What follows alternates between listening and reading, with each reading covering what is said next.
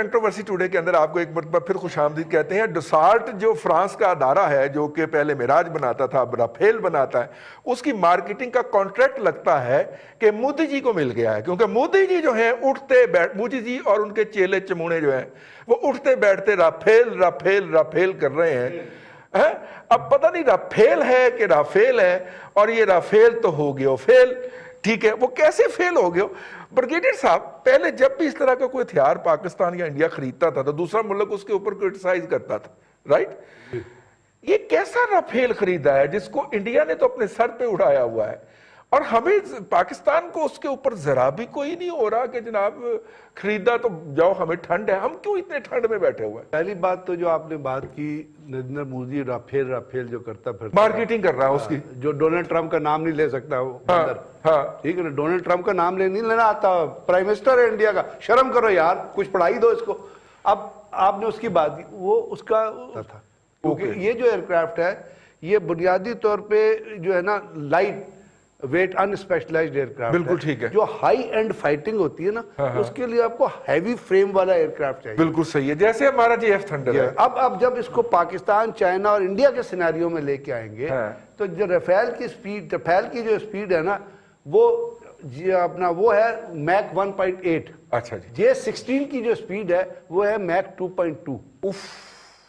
اچھا, یہ 1.8 یہ تو میک 29 سے بھی پھر آہستہ ہوا, آہستہ ایئرکرافٹ ہے. اس کے بعد یہ ہے اس کی جو پریکٹیکل سیلنگ ہے نا وہ بڑی لو ہے, جبکہ جے 16 کی F-16 کی پریکٹیکل سیلنگ جو ہے وہ ایک ہائر سیلنگ ایئرکرافٹ ہے. بالکل ٹھیک ہے. اب انڈین جو ڈیفنس پلانر ہیں یا پرانے انڈین چیف ہے وہ رافیل کو دیکھ رہے ہیں S-400 کے ساتھ مکس کر کے.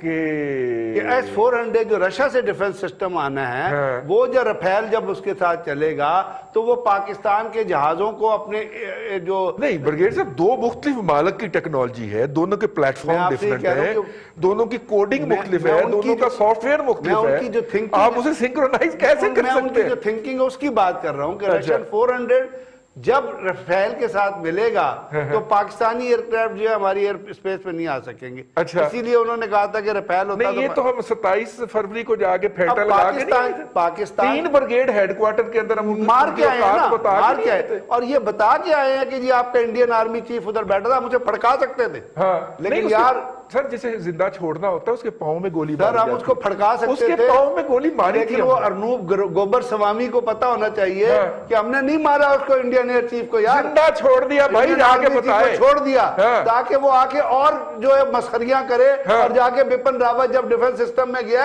وہاں پہ لوگ اس کو گالیاں دے رہے ہیں کیونکہ آپ نے اپنا ہی ایئرکرافٹ مار کے 11 بندے کھڑکا دیے تھے, اور پھر بتایا بھی نہیں لوگوں کو کیوں مارے ہیں. تو یہ کنفیوژن جو ہے, اب اس کے ساتھ ساتھ آپ جب دیکھتے ہیں نا پاکستان جو JF-17 اور چائنیز جو J-10 کر رہے ہیں وہ technologically it is if not superior it is going to match Rafale, بلکہ اس کی جی speed wise, body wise, interception wise, اب وہ کہتے ہیں انڈیا کہتا ہے J-12 اور J-10 اور J-20 کی جتنی بھی خصوصیات ہیں وہ ابھی تک خفیہ ہیں کیونکہ انہوں نے وہ ایکسپورٹ نہیں کی.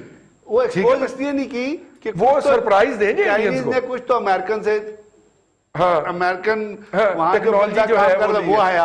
اب دیکھیے J-17 جو بنا, JF-17 جو بنا, اس میں اس کا انجن اور اس کی جتنی ڈیزائننگ تھی وہ پاکستانی سائنٹسٹ نے کی, خود کی, ہمارے بچوں نے پاکستان اور more open to the American technology. Shahid Latif صاحب تھے, وہ مطلب ہے وہ ایروناٹیکل انجینئرنگ کمپلیکس جب بنا تھا تو ان کے ساتھ وہ گئے تھے. تو اب پاکستان نے اس لیے واویلا نہیں مچایا کہ آپ 5 رافیل لے کے آئے ہیں, اس وقت تک جب تک آپ 36 رافیل لے کے آئیں گے ہمارے اسکواڈرن بھی نہیں بنتا. جی ہاں, ہمارے 72 JF-17 اور J-16 آ چکے ہوں گے. اب پاکستان بھی اسٹیلتھ ٹیکنالوجی کی طرف جا رہا ہے. تو بات یہ ہے ہم نے تو اپنی کیپیسٹی ڈبل کر لی ہے, ہمارے سال میں 24 بنتے ہیں. تو اب اس کو ملٹیپلائی مہینے کے 2. دوسری بات یہ کہ اب انڈین ایئر فورس کے پاس پہلے بھی تو بے تحاشا جہاز تھے, 800 جہاز تھے, 798 کے کتنے جہاز, ٹھیک ایک چائنا, ایک رشیا کا, ایک امریکہ کا, ایک آپ کے پاس, یعنی ایک پہ اسٹڈی پڑھ رہا تھا بھانوتی کا کنبہ ہے سر, فرینچ ہیں, رشینز ہیں, اٹالینز ہیں, آپ دیکھتے جائیے. ویسے آپ کے اسپیئرز ہی نہیں ہیں ان کے, یعنی ایک ٹائم ایسا تھا کہ انڈین ایئر فورس کی اسٹڈی تھی کہ انڈیا کے پاس ٹائر روٹیشن کے لیے ٹائرز ہی نہیں. آپ سر اندازہ کریں کہ یہ جو ہوا ہے چائنا کا حملہ, اس کے بعد इंडियन वजीर दिफा जो हैं वो रशिया के पास रिक्वेस्ट लेके जाते हैं कि हमें स्पेयर दे दीजिए, अल्लाह का नाम है, पैसे भी ले ली, पैसे आपको जमा करवाए हुए हैं, हमें स्पेयर दे दिए जाए। स्पेयर पार्ट का इतना बड़ा क्राइसिस है। अब रशियन स्पेशलिस्ट ने क्या, पिछले दिनों एक आर्टिकल आया था, उन्होंने कहा जी इंडिया जितने JF-17 ये अपना राफेल ले आए, चाइनीज टेक्नोलॉजी को और चाइनीज एयरक्राफ्ट को मैच ही नहीं करता, they still inferior to the Chinese technology and Chinese aircraft। Fail तो हो गए हो फेल। भट्टी साहब की तो भट्टी साहब, अब हमारे पास जो है 1967 में आने वाला मिराज है और उनके पास जो है वो 1973 में आने वाला MiG-21 है, ठीक है। आप ज़हनी इमेच्योरिटी का कि उनको रशियंस ने टेक्नोलॉजी ट्रांसफर की है, हमें मिराज की टेक्नोलॉजी दी थी उन्होंने, ठीक है, हमने खुद एक्वायर किया हिट एंड ट्रायल से, लो देख के पूरी दुनिया के अंदर से, और हमारा मिराज जाता है और उनके MiG-21 की कलाबाजियां लगवा देता है, मार के आ जाता है। तो इसका मतलब है कि मैटर तो करता है ना, जो जहाज की स्टिक को पकड़ के बैठा हुआ पायलट है वो मैटर करता है ना, कि उसके अंदर अभिनंदन बैठा है या MM आलम बैठा है। असल तो मैटर ये नहीं करता जी रईस साहब, बिल्कुल मैटर यही करता है। अभी आप देख लें कि जो राफेल के ऊपर इतना वो शादियाने बजा रहे हैं, वो 60,000 करोड़ का एक जहाज है, जबकि JF थंडर और चैंगडू J-20 जो हैं उससे आधी कीमत से भी कम है। और उसका जो देखें, ये जो राफेल है दिस इज 4.5 जनरेशन है, 4.5 जनरेशन का है, और JF थंडर जो है वो 4.4 जनरेशन में आ जाता है, JF-17 जो है। इसी तरह जो चैंगडू J-20 है वो 5th जनरेशन का है, और उसकी टेक्नोलॉजी और JF थंडर की जो टेक्नोलॉजी है वो खासी मिलती जुलती है।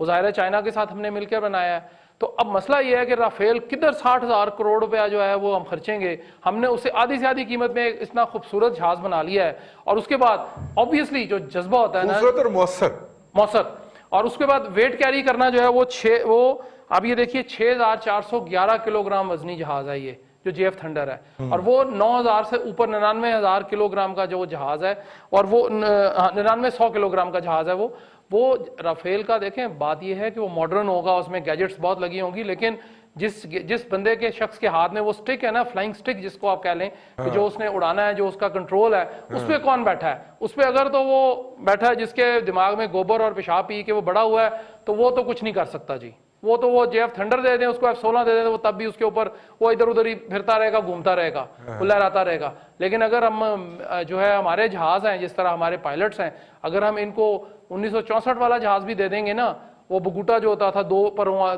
इंजनों वाला, तो उसके अंदर से भी ये बॉम्ब बरसा के तो अपना काम पूरा करके वापस आ जाते हैं। अब यही फर्क है सिर्फ। दुनिया में रिकॉर्ड किसने कायम किया था शॉर्टेस्ट टाइम में जहाज गिराने का? MM आलम ने, और वो रिकॉर्ड अभी तक कायम है। और MM आलम क्या फ्लाई कर रहे थे? दरअसल रिकॉर्ड इसलिए कायम है कि दुनिया में इससे ज्यादा डरपोक फौज दस्तयाब ही नहीं है। हाँ जी, उसके बाद रिकॉर्ड बनाया जो 12 कोट इनकम्पिटेंट नॉन प्रोफेशनल जो है, और वो दस्तयाब नहीं है, फौज नहीं कह सकते। और वो MiG आप बार बार कहते हैं, वो MiG नहीं है, वो MiG-21 है।